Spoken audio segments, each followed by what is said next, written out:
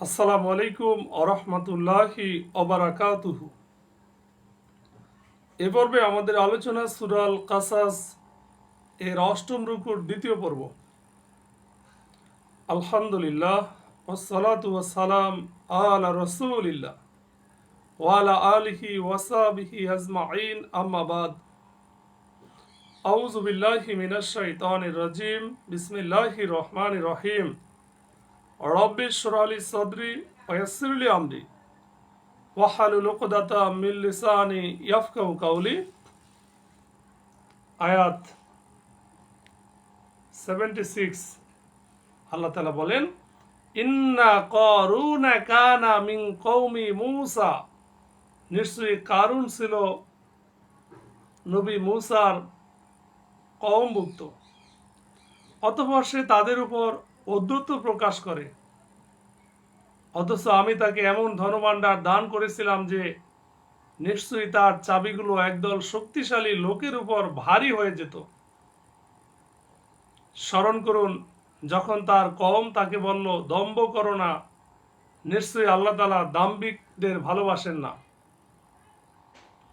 তো এখান থেকে প্রথম বিষয় হচ্ছে যে তার নিজ সম্প্রদায় বানী ইসরাইলের উপর জুলুম এই ছিল যে সে ধন সম্পদের আধিক্য গর্বে তাদেরকে তুচ্ছ জ্ঞান করত। কারণ আবার কেউ কেউ বলেন সে ফেরাউনের পক্ষ থেকে বানী ইসরাইলের উপর গভর্নর নিযুক্ত ছিল এবং সে তাদের উপর অত্যাচার করত। দ্বিতীয় বিষয় হচ্ছে যে অর্থাৎ তার ধন সম্পদের চাবিগুলো বহন করা এত কঠিন ছিল যে এই চাবির বোঝার ভারও এত বেশি ছিল যে এক শক্তিশালী দল ওইসব চাবি বহন করতে কষ্ট অনুভব করত। তৃতীয়ত, ধন সম্পদ নিয়ে ফকর ও গর্ব করো না, কৃপণতা করো না। চতুর্থত, গর্বিত দাম্ভিকদেরকে, কৃপণদেরকে আল্লাহ তাআলা ভালোবাসেন না। আল্লাহ বলেন, ওয়াবতাগি ফিহা আয়াতাল্লাহু, আর আল্লাহ তাআলা তোমাকে যা দান করেছেন তাতে তুমি আখিরাতের নিবাস অনুসন্ধান করো, তবে তুমি দুনিয়া থেকে তোমার অংশ ভুলে যেও না। তোমার প্রতি আল্লাহ তাআলা যেরূপ অনুগ্রহ করেছেন তুমিও সেরূপ অনুগ্রহ করো, আর জমিনে ফাসাদ করতে চেও না, নিশ্চয়ই আল্লাহ তাআলা ফাসাদকারীদেরকে ভালোবাসেন না। তো এখান থেকে প্রথম বিষয় হচ্ছে যে নিজের সম্পদ এমন জায়গায় খরচ করো যেখানে খরচ করা মহান আল্লাহ পছন্দ করেন। দ্বিতীয়ত, পৃথিবীর বৈধ জিনিসেও মধ্যম পন্থায় খরচ করো। পৃথিবীর বৈধ জিনিস বলতে কি বোঝায়? খাদ্য, পানি, পোশাক ও বিবাহ ইত্যাদি। যেমন তোমার উপর তোমার প্রভুর হক রয়েছে, তেমনি তোমার উপর তোমার নিজের, তোমার স্ত্রী, সন্তান এবং মেহমানেরও হক রয়েছে। তুমি তাদের প্রত্যেকের হক আদায় করো।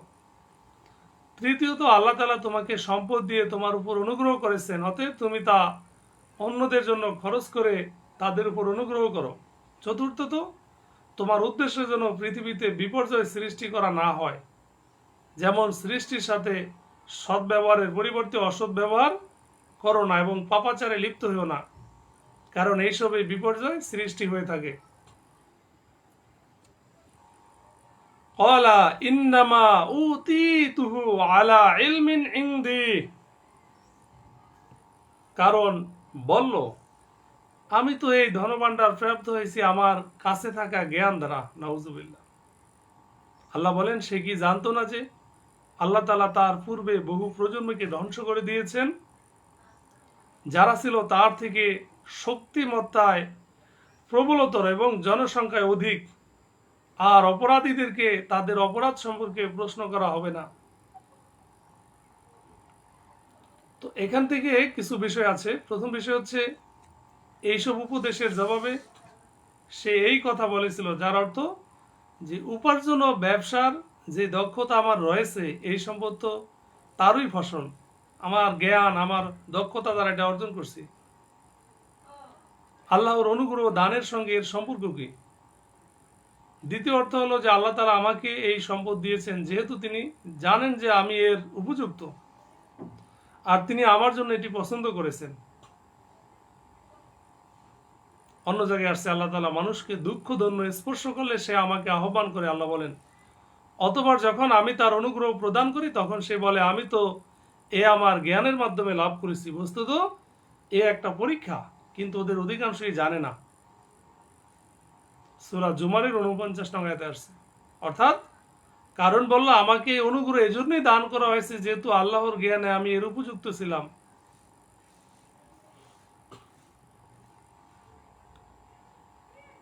তাফসিরে আসছে, কেউ কেউ বলেন যে কারণ কিমিয়া অর্থাৎ সোনা তৈরি করার বিদ্যা জানতো, তার কাছে পরশমণি পাথর ছিল, এই বিদ্যার ফলেই সে এত বিশাল ধনী হয়েছিল।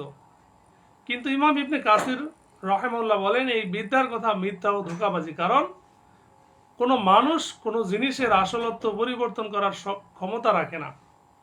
সেজন্য কারণের জন্যও এটি সম্ভব ছিল না যে সে অন্য ধাতুকে সোনায় পরিণত করবে এবং এভাবে সে ধনরাশি জমা করবে। দ্বিতীয়ত, শক্তি ও সম্পদের আধিক্য মান মর্যাদার মাপকাঠি হতে পারে না। যদি তাই হতো তাহলে পূর্বের জাতিরা ধ্বংস হতো না। সেজন্য কারণের নিজ সম্পদের উপর গর্ব অহংকার করা আর এটিকে সম্মানের কারণ মনে করার কোনো কিছুই নেই। তৃতীয়ত, পাপ যখন সীমা ছাড়িয়ে যায় এবং যার কারণে পাপই আযাবের যোগ্য বলে বিবেচিত হয়, তখন তাকে পাপ সম্পর্কে জিজ্ঞাসা করা হয় না, বরং তাকে পাকড়াও করা হয়। আয়াত ৭৯। আল্লাহ বলেন, ফাখরাজা আলা কওমিহি ফি জিনাতিহি, অতঃপর সে তার কওমের সামনে জাকজমকের সাথে বের হলো। যারা দুনিয়ার জীবন চাইতো তারা বলল, আহ, কারণকে যেমন দেওয়া হয়েছে আমাদেরকেও যদি তেমন থাকতো, নিশ্চয়ই সে বিরাট সম্পদশালী। অর্থাৎ দুনিয়ালোভী কিছু মানুষ এই চিন্তা করছে, তাদের মাথায় চিন্তা আসলো। কেউ কেউ বলেন যে ইমানদার লোকেরাই কারণের আধিপত্য ও ধন সম্পদে প্রভাবিত হয় এই কথা বলেছিল। আবার কেউ বলেন এই কথা বলেছিল কাফেররা। অকালাল্লাযীনা উতুল ইলমা, আর যারা জ্ঞান প্রাপ্ত হয়েছিল তারা বলল, ধিক্কার জানাই তোমাদেরকে যে আল্লাহর প্রতিদানই উত্তম, যে ঈমান আনে ও সৎকর্ম করে তার জন্য, আর তা শুধু সবরকারীরাই পেতে পারে।